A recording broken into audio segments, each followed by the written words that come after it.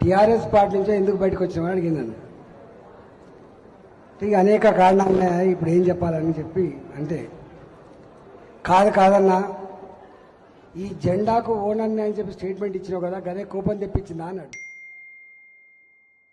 నేనన్నా ఏ పార్టీలో అయినా కూడా జేపీ నడ్డా గారి నుంచి మొదలుపెట్టి ప్రధానమంత్రి నరేంద్ర మోడీ గారి దగ్గర నుంచి మొదలుపెట్టి కింది స్థాయిలో బస్తీలో ఉన్నటువంటి కార్యకర్త వరకు కూడా ఈ జెండా నాది అనే భావన లేకపోతే ఆ పార్టీ బతకదు అని.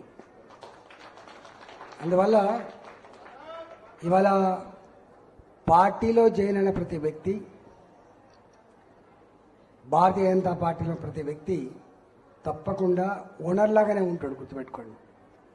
ఈ పార్టీకి ప్రపంచంలోనే అత్యధిక సభ్యత్వం కలిగి ఇవాళ నాయకత్వం అందిస్తున్నటువంటి ఈ పార్టీ భారతీయ జనతా పార్టీ. ఇవాళ